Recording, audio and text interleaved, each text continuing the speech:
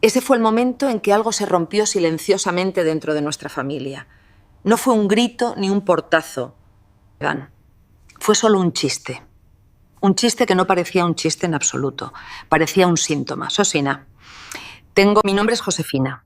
Tengo 45 años y durante 16 de ellos he sido la madre de Lucas. Durante la mayor parte de ese tiempo me consideré afortunada.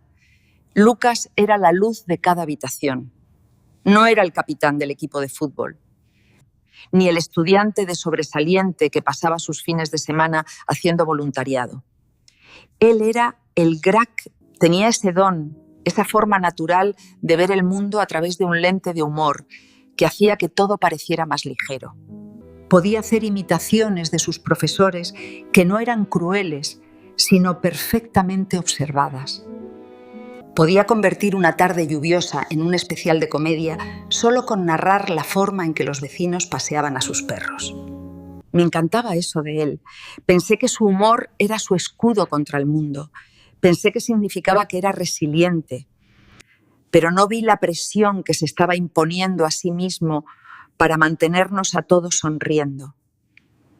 No vi que estaba empezando a creer que su único valor radicaba en ser el entretenimiento. Éramos una familia normal. Mi esposo, Elías, trabaja muchas horas en el buffet y yo he pasado la última década equilibrando un trabajo a tiempo parcial con el trabajo constante y agotador de ser una madre presente. Hemos tenido nuestras luchas, el dinero ha escaseado a veces y Elías y yo hemos tenido esas discusiones largas y en voz baja en la cocina después de que los niños se acuestan. Pero éramos sólidos. Eso creía yo. Crees que estás construyendo una base, pero a veces solo estás construyendo un escenario y no te das cuenta de que tu hijo se ha convertido en un actor que ha olvidado cómo ser una persona. Empezó de forma muy sutil. Hace unos 6 meses, el ritmo de la risa de Lucas cambió. Solía ser espontánea, provocada por algo realmente divertido. Pero se volvió estratégico. Empezó a usar esta palabra Jestermaxing. Al principio, me lo tomé a risa. Los adolescentes tienen su propio lenguaje, un dialecto de memes e ironía que cambia cada semana. Pensé que era solo otra jerga del mes. Hora de Jestermaxie, hoy, mamá decía, mientras agarraba su mochila. Lo decía con una sonrisa de suficiencia, pero sus ojos no sonreían. Escaneaban mi cara, buscando una reacción. Cualquier reacción. Recuerdo una mañana de martes específico. Estaba de pie junto a la encimera, tomando una taza de café, que se había enfriado, mirándolo en el espejo del pasillo. Él no sabía que yo estaba allí. No solo se estaba arreglando el pelo, estaba practicando una cara, estaba contorsionando sus rasgos en una mueca amplia y grotesca, con los ojos saltones, inclinando la cabeza en un ángulo antinatural. Luego volvía a una expresión en blanco, esperaba un segundo y lo hacía de nuevo una y otra vez. Parecía un títere tratando de aprender a ser humano. ¿Qué estás haciendo, cariño?, le pregunté. Tratando de mantener un tono ligero, no se sobresaltó. Simplemente se giró lentamente hacia mí, con esa sonrisa extraña y congelada todavía en sus labios durante un segundo de más. Solo. Trabajando en la energía Jestermax, mamá. No lo entenderías se trata del cloud. El cloud, repetí, ¿desde cuándo te importa la notoriedad? Siempre ha sido gracioso solo porque sí. Puso los ojos en blanco, un destello del viejo Lucas regresando, pero luego lo ocultó con un gemido teatral. Ser solo gracioso es para perdedores, mamá. A los tipos serios los ignoran. Si no es Jestermaxeando, eres invisible, y ser invisible es lo mismo que estar muerto. Sentí un escalofrío recorriéndome la espalda. Esa palabra, invisible, fue la primera vez que me di cuenta de cuánto dolor se escondía detrás de las bromas. Pensé que entendía el dolor. Había perdido a mis padres. Había visto amigos pasar por divorcios. Había sentido el peso de la edad adulta. Pero estaba equivocada. Ver a tu hijo, mirar su propio reflejo y ver un fantasma. Ese es un tipo diferente de dolor. Esa decisión de dejarlo pasar esa mañana de dejar que cruzara la puerta sin presionar más. Esa decisión me persiguió. Durante años me dije a mí misma que era solo una fase. Me dije que todos los chicos de 16 años se sienten invisibles. No me di cuenta de que Lucas no solo buscaba atención, estaba buscando una forma de escapar de sí mismo. Unas semanas más tarde, el comportamiento pasó del espejo a la mesa del comedor. La cena solía ser nuestro momento para desconectar. Elias hablaba de un caso, yo hablaba de la casa, y Lucas solía intervenir con algo ingenioso. Pero no intervenía, dominaba, interrumpía una conversación seria sobre la hipoteca con una imitación chillona de un personaje de dibujos animados que había visto en TikTok, o de repente se levantaba y hacía un baile frenético y desarticulado, con sus extremidades agitándose y su cara retorcida en esa misma expresión de bufón. Y luego se detenía y nos miraba fijamente.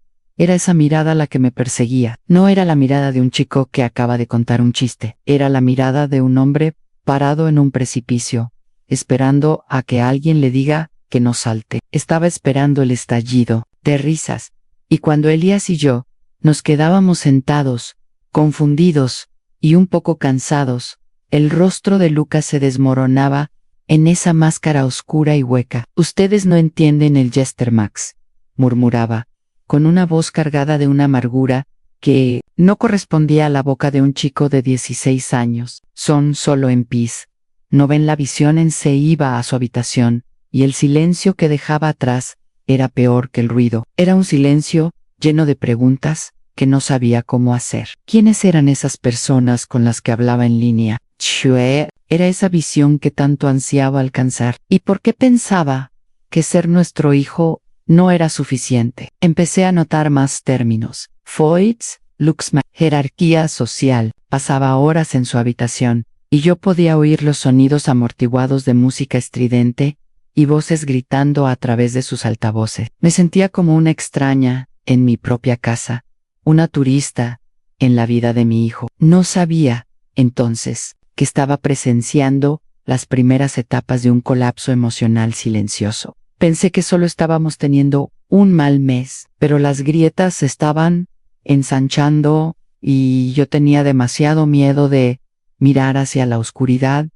Pensé que el Internet era solo una herramienta, en un lugar para hacer la tarea y ver videos tontos. No sabía que era un sustituto de la voz de un padre o del abrazo de una madre. No sabía que era un mundo donde mi hijo podía encontrar a 1000 desconocidos que le decían que no valía nada, a menos que fuera un espectáculo. Mirando atrás, esa fue la parte más difícil. Darme cuenta de que mientras yo cocinaba y doblaba la ropa, toda una cultura le estaba enseñando a mi hijo a odiarse a sí mismo y eventualmente a odiarme a mí. Verán, Lucas siempre había sido sensible.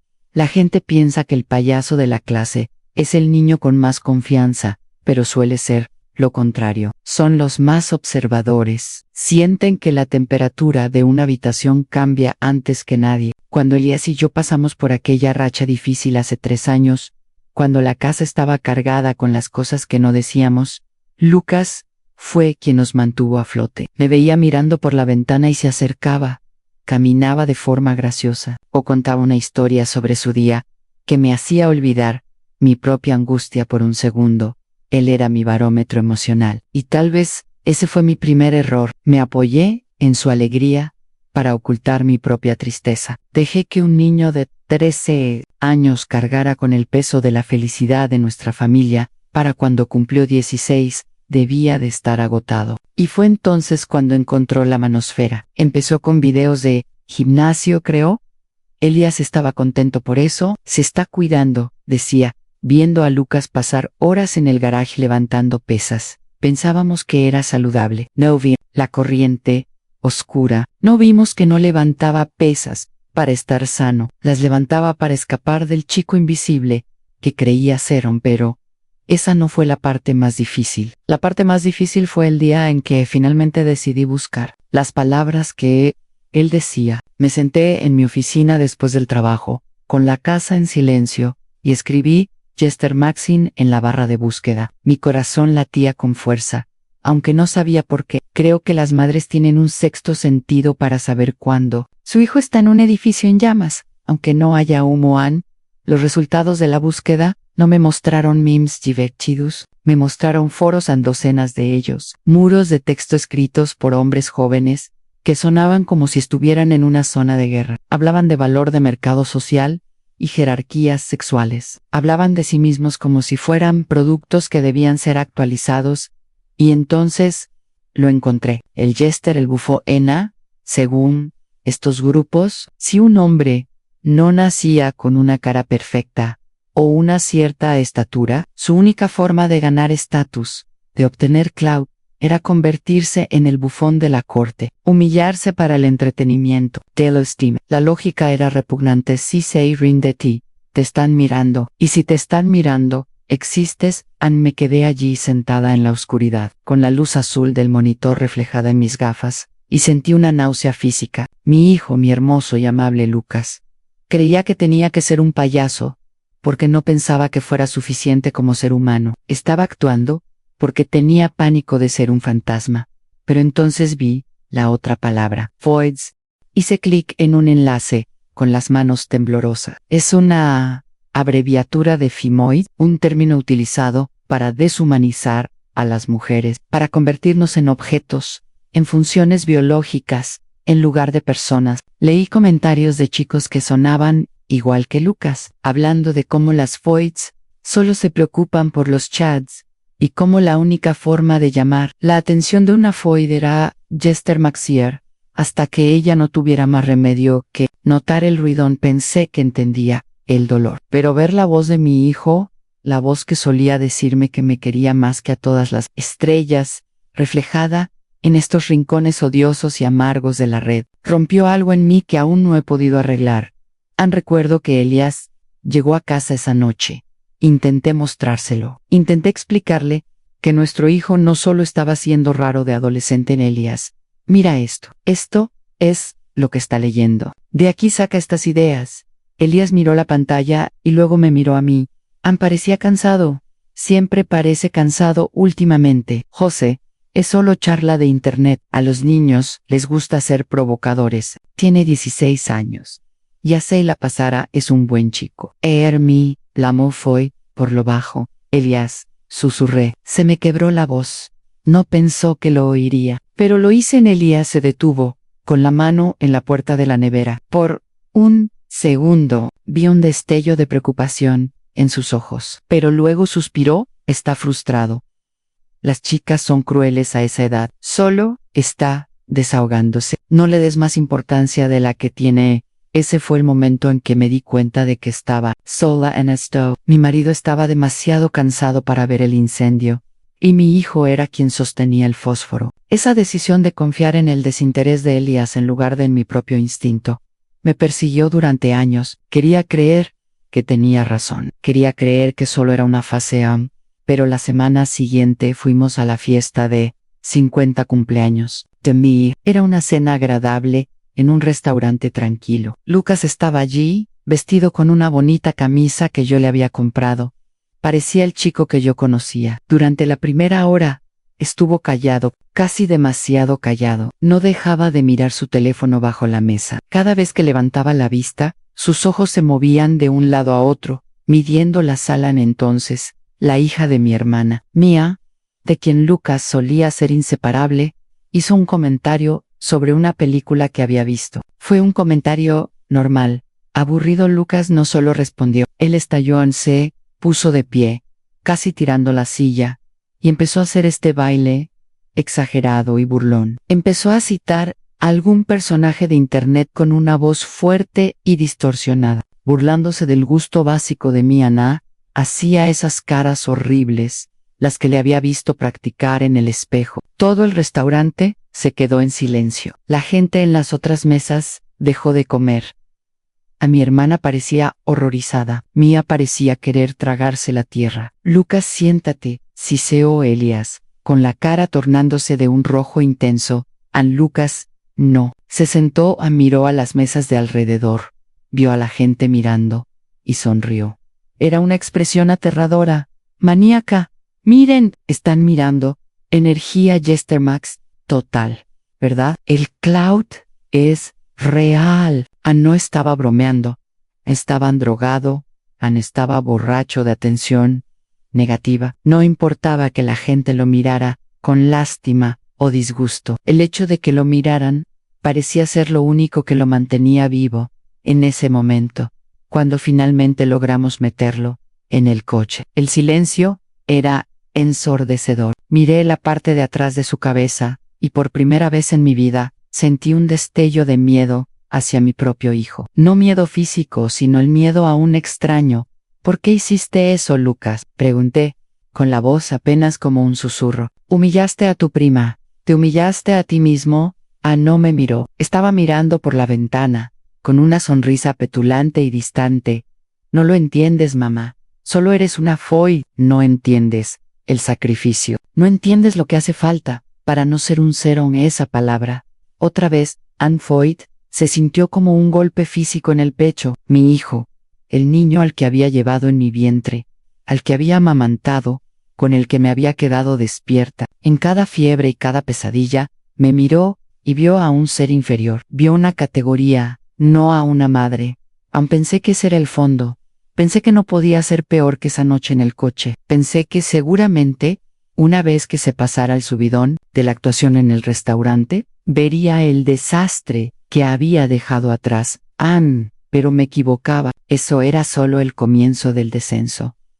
Y lo peor, todavía tenía esperanza. Todavía pensaba que podía convencerlo de volver a la realidad. No me daba cuenta de que cuando una persona decide convertirse en un chiste, deja de escuchar la verdad después. De la noche en el restaurante, el silencio en nuestra casa cambió. No era el silencio cómodo de una familia que descansa. Era el silencio pesado y sofocante de un museo donde todos tienen miedo de tocar las piezas. Elias dejó de intentar hablar con Lucas por completo. Se refugió en su trabajo, la Gondokara. Ves más tarde, con la cara como una máscara de agotamiento, que sospecho era mitad real y mitad defensa. No quería ver al bufón, no quería ver al chico que había reemplazado a su hijo, pero yo no tenía ese lujo. Yo era la que se quedaba, yo era la que presenciaba el teatro de los rotos cada santo día. Pero esa no fue la parte más difícil. La parte más difícil fue darme cuenta de que yo me estaba convirtiendo en un personaje de su actuación. Anne ya no era su madre. Era su público. Si no reaccionaba, si no le proporcionaba el impacto o la risa que ansiaba, él iba a más. Empezó a llevar la energía Jestermax a los momentos más mundanos. Yo podía estar doblando la ropa y él irrumpía en la habitación, grabándose, con el teléfono, gritándome tonterías, solo para ver si conseguía que yo estallara. Quería el contenido, quería mostrarles a sus hermanos de internet cómo estaba dominando a las Foyts en su propia vida. Pensé que entendía el dolor, pensé que lo del restaurante había sido el punto máximo. Me equivocaba.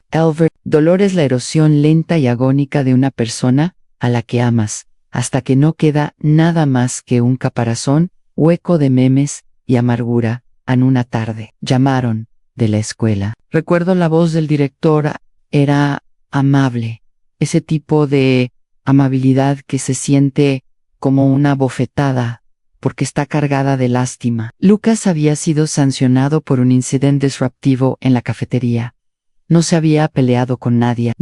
Había robado nada. Se había subido a una mesa durante el almuerzo de los de secundaria y había realizado una Juchinao Jestermax que consistía en burlarse de una chica de su clase que tenía una discapacidad física visible. Había imitado su forma de caminar, su voz, todo mientras gritaba que ella era una NPC de bajo nivel y que él era el único lo suficientemente iluminado para ver la verdad. Me senté en la oficina de ese director, con las manos entrelazadas, en el regazo, sintiendo que yo era la que había cometido el crimen. Lucas estaba sentado a mi lado, pero no estaba allí. Estaba repantingado en su silla, con una sonrisa petulante e intocable. Parecía que estaba ganando un juego del que solo él conocía las reglas. Se estaba riendo, Josefina, dijo el director, en voz baja, incluso cuando lo bajamos, se reía, pero no sonaba como un sonido de felicidad. Cuando llegamos a casa, Elías ya estaba allí. Se había ido temprano del trabajo, estaba de pie en la cocina, y por primera vez, en años, lo vi llorar. No eran sollozos fuertes, sino lágrimas silenciosas que surcaban el polvo de su cara. Miró a Lucas, y vi el momento en que algo definitivo se rompió entre ellos. ¿Es esto lo que quieres?, preguntó Elías, con la voz temblorosa. ¿Ser la persona que se burla de una chica que no puede defenderse? ¿Ese es tu Cloud? Lucas ni siquiera se inmutó, solo miró a su padre con una frialdad aterradora. Ella es un cero, papá. En la jerarquía, ella no existe. Yo solo estaba resaltando la realidad. Tú estás demasiado drogado con la pastilla azul para verlo. ¿Crees que ser un buen hombre importa? No, solo importa ser visto. Esa decisión me persiguió durante años, la decisión de seguir intentando llegar a él a través de la lógica. Pensé que si podía explicarle la empatía, si podía mostrarle el daño que estaba causando, el viejo Lucas despertaría. No me daba cuenta de que al viejo Lucas lo estaban matando metódicamente las voces que escuchaba en sus oídos cada noche. La tensión en la relación entre Elías y yo se convirtió en un abismo. No podíamos ni mirarnos sin ver nuestro fracaso reflejado. Elías quería quitarle todo a Ann, el teléfono, el ordenador, el internet. Quería que estuviéramos a oscuras, pero yo estaba aterrorizada. Había leído esos foros, sabía lo que les pasaba a estos chicos cuando se les cortaba la comunicación con la única comunidad que los hacía sentir vistos. Tenía miedo de que si le quitábamos su escenario, él encontraría una forma más permanente de salir de mundo. Lo estamos perdiendo, Elías, susurré una noche en la cama. Ya se ha ido, José, respondió Elías, mirando al techo. Solo estamos viviendo con el fantasma Ann. Pero esa no fue la parte más difícil. La parte más difícil fue la presión moral. Cada vez que lo miraba, me sentía responsable del hombre en el que se estaba convirtiendo. Había fomentado demasiado sus payasadas cuando era pequeño. Había elogiado tanto al niño gracioso, que él pensó que no tenía otro valor. Me sentía como una escultora que accidentalmente había tallado un monstruo, y ahora yo era la única que tenía que vivir. En la cueva con ella, unas noches después, entré en su habitación. No me oyó, llevaba sus auriculares, bañado por la parpadeante luz verde y púrpura de sus monitores. Estaba hablando con alguien. Su voz era una versión extraña e hiperactiva de sí mismo. Sí, hermano, lo del Jester Max en la escuela fue épico, en un colapso total de las Foids. No entienden la visión, todos son solo bots. Hizo una pausa, escuchando la voz al otro lado Ann. Luego se rió. Fue un sonido seco y hueco, que me puso la piel de gallina.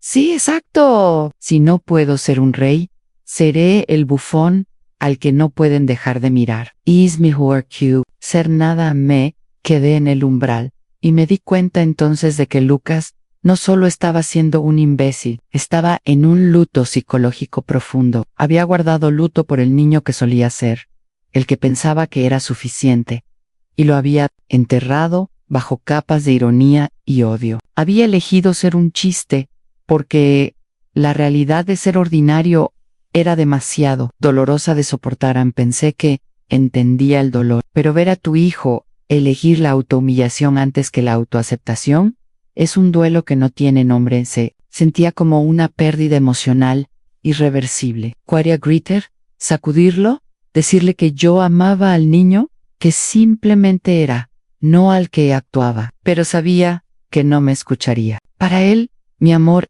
era solo charla de madre, la respuesta programada de una Foid NPC.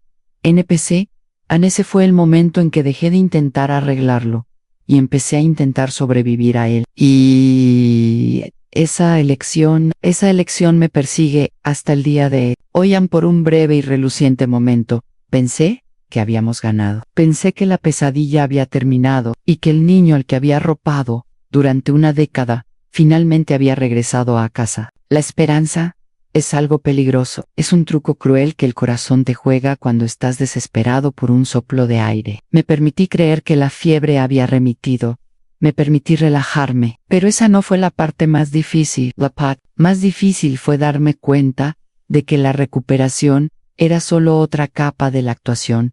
Era julio, y el calor en la ciudad era tan opresivo como la atmósfera en nuestra casa. Elías, en un raro momento de decisión paternal, anunció que nos íbamos a la vieja cabaña de mi padre, junto al lago durante una semana, sin portátiles y sin wifi, sin recepción, desintoxicación digital, dijo Elías, mirando a Lucas con una mezcla de desafío y súplica. Lucas no se opuso, no gritó, ni hizo un baile frenético, solo se encogió de hombros, con esa sonrisa hueca en los labios.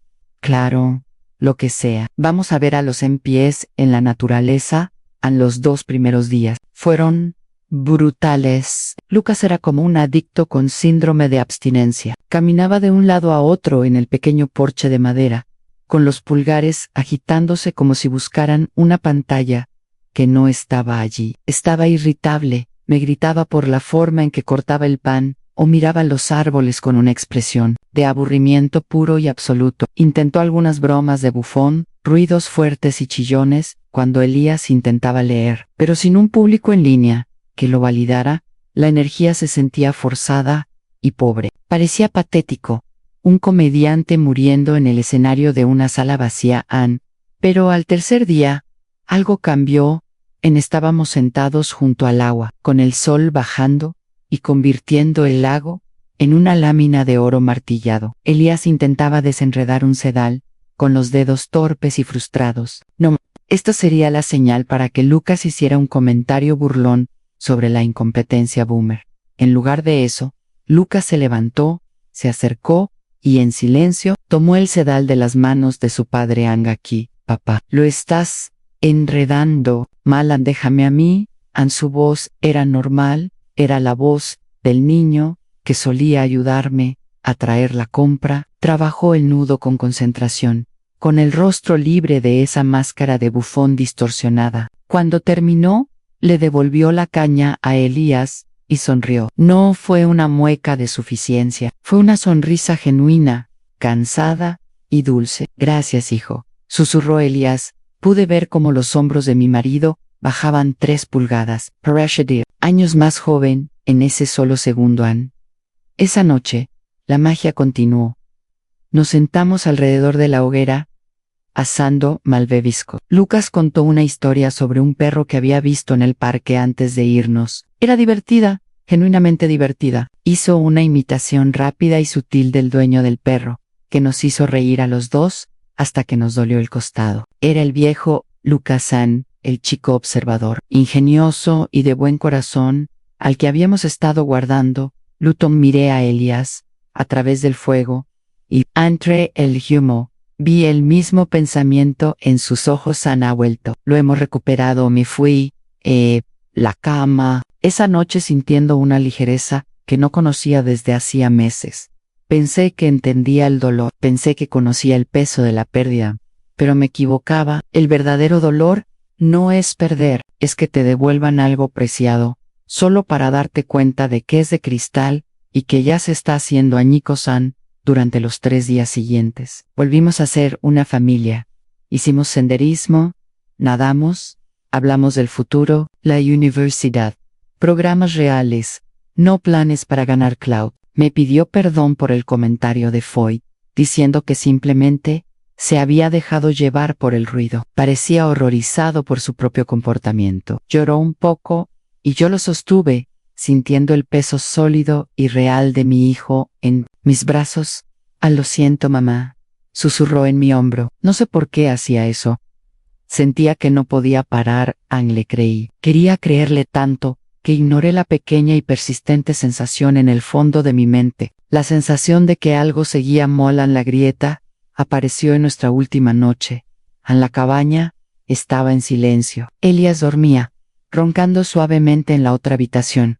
Yo no podía dormir. Estaba demasiado ocupada catalogando mi alegría, intentando memorizar la sensación de una familia completa. Me levanté a por un vaso de agua, caminando suavemente para no despertar a nadie.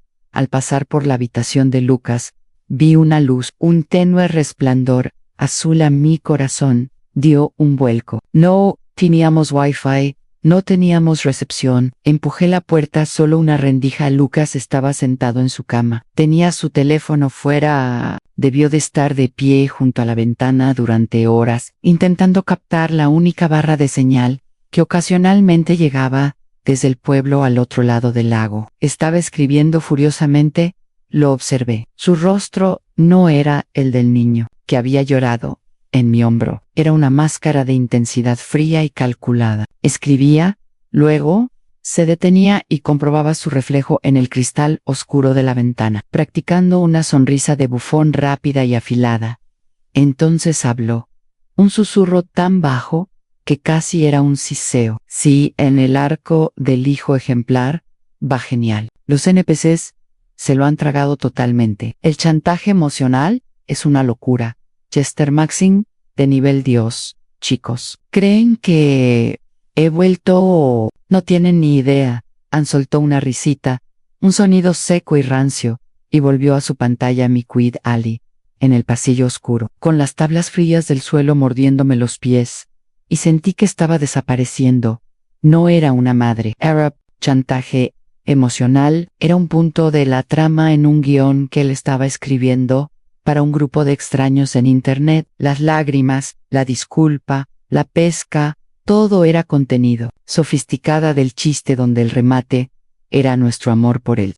Pensé que entendía el dolor, pensé que el incidente de la escuela era el fondo mi equivocaba. El fondo es darte cuenta de que tu hijo ha aprendido a usar tu propio corazón como un arma contra ti. Solo por la notoriedad de un engaño exitoso no lo confronté. No pude. Simplemente volví a mi cama y me quedé allí tumbada, mirando al techo hasta que salió el sol. Vi cómo la luz dorada llenaba la habitación y comprendí que el chico que había visto junto al fuego se había ido. No había vuelto, solo había estado interpretando a un personaje diferente.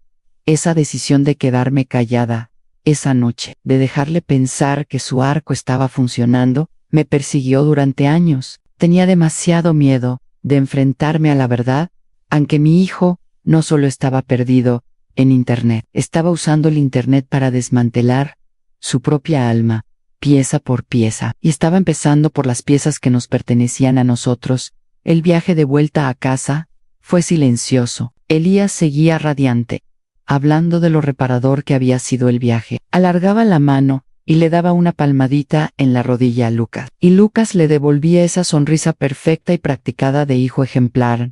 Y yo me senté en el asiento del pasajero, mirando la carretera, sintiendo el peso de un secreto que lentamente me estaba aplastando la vida. Ya no éramos una familia, éramos un escenario, y yo era la única en el público que sabía que la obra era una tragedia. El año que siguió al viaje al lago fue una clase magistral de engaño. Lucas interpretó su papel a la perfección. Se convirtió en el estudiante diligente, el hijo servicial, el chico que parecía haber superado finalmente su fase rara. Elías estaba radiante, empezó a planificar el futuro de Lucas con un entusiasmo que no había visto en años. Hablaba de la facultad de Derecho, de pasantías, de una vida con sustancia, y Lucas simplemente asentía, sonreía con esa sonrisa perfecta y practicada, y se apoyaba en el chantaje emocional del que se había jactado en la oscuridad. Yo me quedé callada. Llevo ese silencio como una piedra en la garganta. Los observaba juntos, padre e hijo, y me sentía como un fantasma, rondando mi propia sala de estar. Quería gritar la verdad, pero ¿cuál era la verdad? Que nuestro hijo era mejor actor de lo que nosotros éramos padres, que el chico sentado a nuestra mesa era una construcción de algoritmos y malicia. Tenía pánico de que, si rompía la ilusión, sería yo quien finalmente destruiría a la familia. Pensé que tal vez, si lo dejaba interpretar al buen hijo el tiempo suficiente, acabaría olvidando que estaba actuando. Pensé que la máscara podría convertirse en el rostro, pero esa no fue la parte más difícil. La parte más difícil fue el día de su graduación de secundaria. Se suponía que era un día de triunfo. Estábamos todos allí, vestidos con nuestras mejores galas. Lucas cruzó aquel escenario, recogió su diploma y pronunció un discurso ingenioso,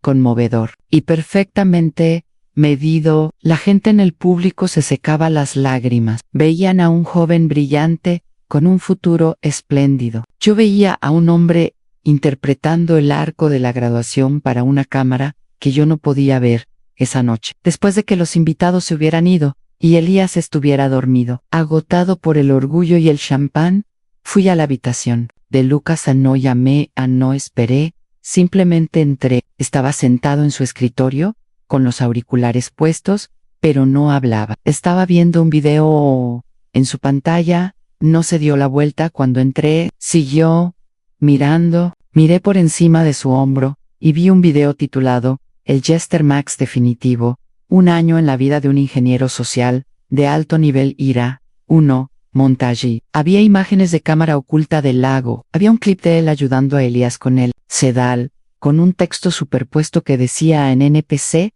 manipulado, con éxito. Había un clip de él abrazándome después de su disculpa, con un subtítulo que decía, un chantage emocional a la foid madre maximizado. Era un documental de nuestro amor, recategorizado como una serie de jugadas exitosas para su comunidad en línea. Los comentarios pasaban a la velocidad de la luz a nivel Dios, bufón, épico, leyenda absoluta. Sentí que el aire abandonaba mis pulmones. Esto no era solo una fase, no era un grito de auxilio, era una carrera. Había convertido su infancia, a sus padres y su propia alma en un producto para una audiencia anónima de hombres rotos. Finalmente se dio la vuelta. No parecía culpable, no parecía asustado, parecía aburrido. Veo que has encontrado la obra maestra, dijo. Su voz era plana, desprovista de la calidez ejemplar que había usado todo el año. No pongas esa cara de derrota, mamá. En real, han cumplido tú y papá fueron los sujetos perfectos. Son tan predecibles, están tan desesperados porque todo esté bien, que se creerán cualquier cosa. Lucas, susurré, y por primera vez, mi voz no sonaba como la mía, sonaba como algo que se muere. ¿Por qué nos has hecho esto? Te queremos.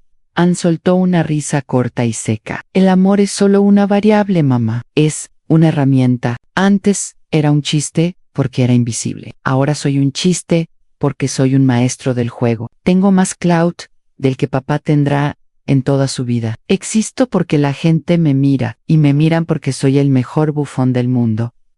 Ese fue el golpe emocional más profundo. No fueron las foids ni el cloud. Fue darme cuenta de que realmente creía que ser un espectáculo era mejor que ser un hijo. Había cambiado la profundidad de las relaciones reales por la luz tenue y parpadeante de la aprobación digital. Ann se fue a la universidad. 3 meses después, lo llevamos a los dormitorios, lo ayudamos a desempacar, y Elías le dio un abrazo largo y lloroso. Yo me quedé atrás, viendo a mi marido abrazar a un extraño. No dije nada. No le enseñé el video, dejé que Elías conservara a su hijo, aunque ese hijo fuera una mentira.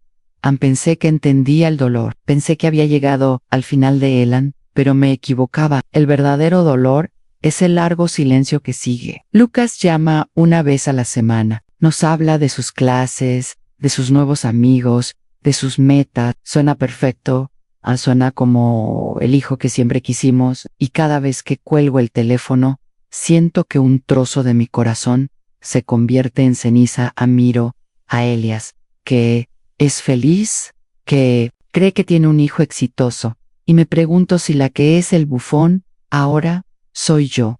Yo soy la que guarda el secreto. Yo soy la que interpreta el papel de madre feliz para que mi marido no tenga que enfrentarse a la oscuridad hueca que veo cada vez que miro las redes sociales de nuestro hijo. A Lucas es una personalidad famosa ahora en esos rincones de la red. No usa su nombre real, pero veo su cara. Lo veo bailando, burlándose, realizando el Jester Max para millones de personas. Tiene éxito. Es rico, es famoso y está completamente, absolutamente solo. No dejará de ser el chiste, porque si la risa se detiene alguna vez, tendrá que enfrentarse al hecho de que no hay nada debajo de la máscara. Tiene pánico de ser un fantasma, así que ha elegido ser un monstruo. Si pudiera volver a aquella mañana, frente al espejo, lo habría roto, lo habría agarrado y le habría dicho que ser invisible para el mundo es una bendición. Si eso significa que te ven las personas que realmente te aman, pero no lo hais. Lo digi actual, lo dejé practicar. Y ahora, vivo en una casa llena del eco de una risa que no es la suya. El tiempo no cura este tipo de heridas. Solo te enseña a caminar cojeando. Me siento en mi cocina silenciosa, bebo mi café y espero una llamada que sé que será otro guión. He aprendido que no puedes salvar a alguien que ha decidido que su único valor es la reacción que obtiene de una multitud. Ansí estuvieras en mi lugar, sabiendo lo que sé ahora, sabiendo que la recuperación fue la parte más cruel de la mentira. ¿Qué habrías elegido? ¿Le habrías roto el corazón al padre para decirle la verdad? ¿O te habrías quedado entre el público, viendo cómo se desarrolla la tragedia hasta el amargo final?